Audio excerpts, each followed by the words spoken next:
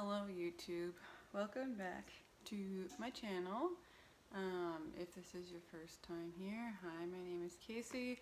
I usually make videos about functional neurological disorder and now kind of autism as well, so yeah, I hope you enjoy.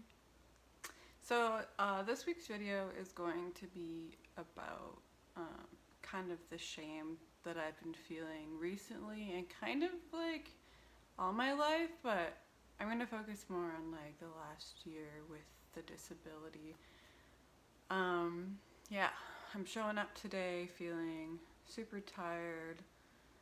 Things have been tough, I mean, as always, but I'm trying to get through. I took a shower this morning, that's a win. I got out of bed, gold star.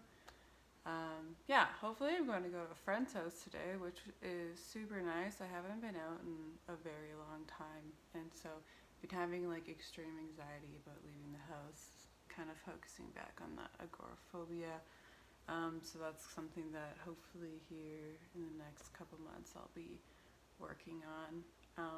But yeah, I don't really know like where to start with the shame, but I think a lot of people feel shame but just don't talk about it, and I really want to focus on sharing like a lot of truth in my videos. So yeah, I'm just gonna try to be as honest as possible. I have been like super embarrassed and ashamed of myself for quite a while. I had a lot less shame when I was a child, until of course I started getting bullying for being weird, and then I became very aware that I was different and that I had to mask as an autistic person. And so that's when shame just started to build a lot, and I would, sugarcoat things or lie, or just not be super truthful about my life so that I didn't seem different or odd, because I knew that people would judge me. Um, One of the things that I've always been ashamed of is, oh, my phone is dying. I'm sorry, I lost my train of thought. One of the things that I've always been ashamed of is my ability to work and go to school. So when I graduated high school, I had extreme work anxiety, and so I didn't get a job until I was like 19 or 20, and it was like one day a week 'cause I was so stressed out about being in the workplace. And yeah, so all my life I've only really worked part-time jobs and like seasonal jobs, because like I would get so burnt out from work that I'd need like a couple months off to recover. But whenever people asked me like what I did for work, I wouldn't really tell them all about it. Like I wouldn't tell them that it was part-time, or I would kind of sugarcoat what my job was. I mean, I have done cool jobs. My favorite or the most cool job I've had was working at the art gallery, but I mean that was started off as one day a week, and then I worked up to becoming more full-time, but never actually full-time. Like I think the most I worked was 30 hours a week, and I was so burnt out that I was trying to spread it between 6 days a week so that I'd just work 5 hours each day. But even that was like just so stressful. And one of my favorite jobs was my most recent job. I worked at a car rental place, and I was a detailer, and I just washed cars most of the time, and it was so nice. It was repetitive. I didn't have to deal with customers or money. One of the more stressful parts of that job though was driving big vehicles, big work trucks and vans, and yeah, sometimes moving trucks. So that was not a favorite, but washing vehicles was fun for me. But I was embarrassed to tell people that that was my job. Yeah. So that is something that I've always been ashamed of how much I could work, because I felt like people measure their success of their career or like their education, and the same thing with education was like when I went to art school, I thought that I could take like a full course load and do really well, and it became very clear like quite fast that that was not going to work, and like I'm really bad at academics. So like art history, I loved it, but I like writing essays and stuff was really hard for me, and just all of the homework and everything that you had to do in the amount of time that you got, I just could not wrap my head around it. And I also was an older student, even though I was just 23 then. But yeah, I struggled a lot. And even that, when people, are you going to take your second year? Like, are you going to go to Emily Carr University? And I just felt really ashamed of the fact that I couldn't finish my first year. I had to drop a lot of courses, and then I couldn't go to my second year because one, I couldn't afford to go, and two, like I just didn't.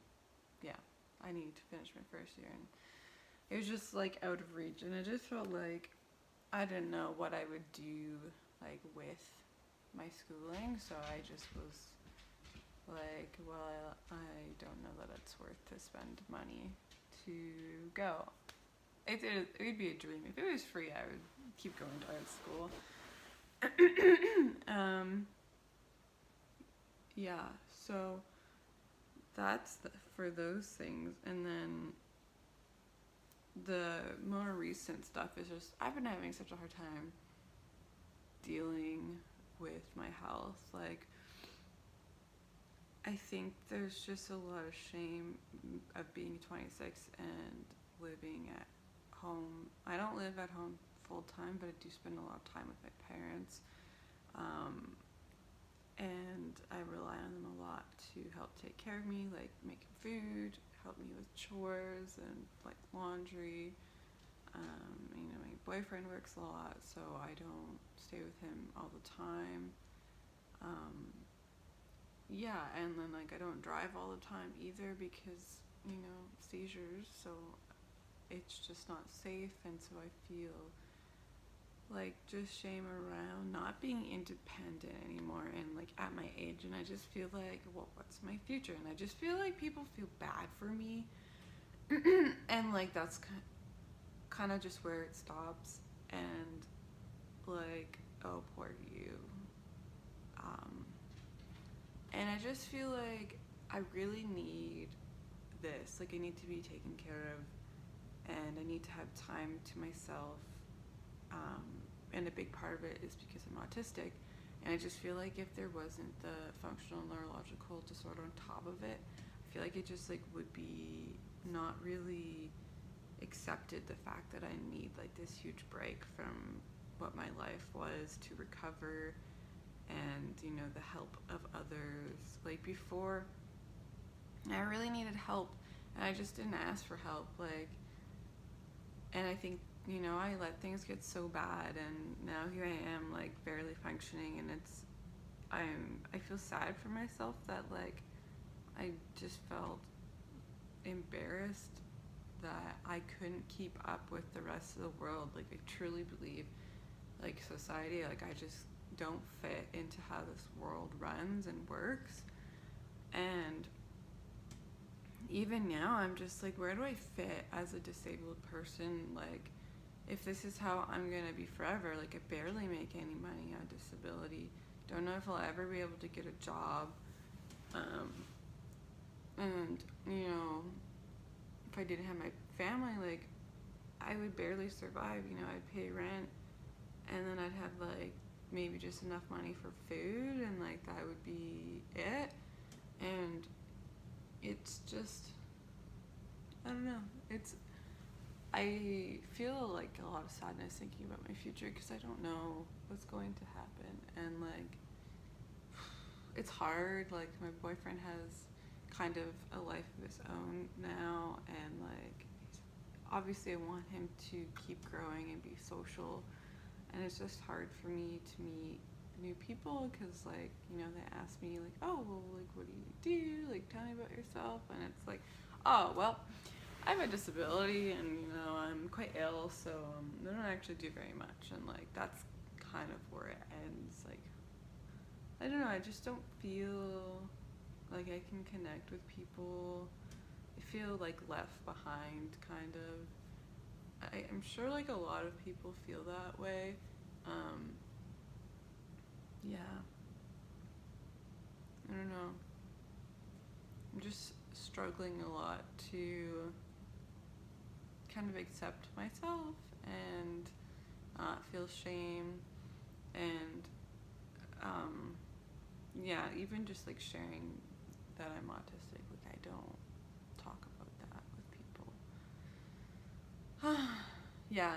Anyways, I hope that like being like open and honest can like help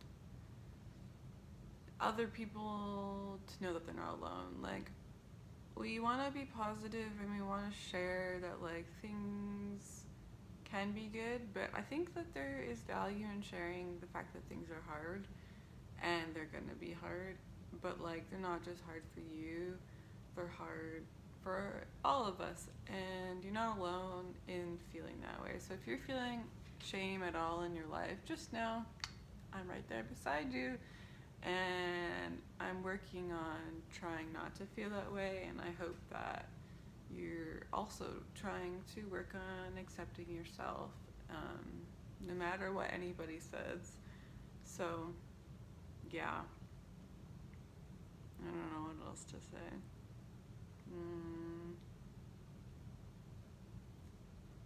Yep. Well, I think that's it for this week. I'm a little bit behind on my schedule, and I apologize. I apologize if I mumbled a lot in this video too. I noticed that like when I'm really tired, and I mumble so much, and that's like a huge thing right now. Is I'm just so fatigued that I'm just trying to keep myself alive. Anyways, if you like this video, give it a thumbs up. If you want to see more videos on functional neurological disorder and autism and just kind of life, give me a subscribe. I'm trying to just get in there and maybe eventually make money off of my videos one day, and it helps so much if you subscribe. Yeah, I appreciate it. Sorry, I'm like, I have an issue with chewing on my mouth and my lips. But yeah, I'll see you next time.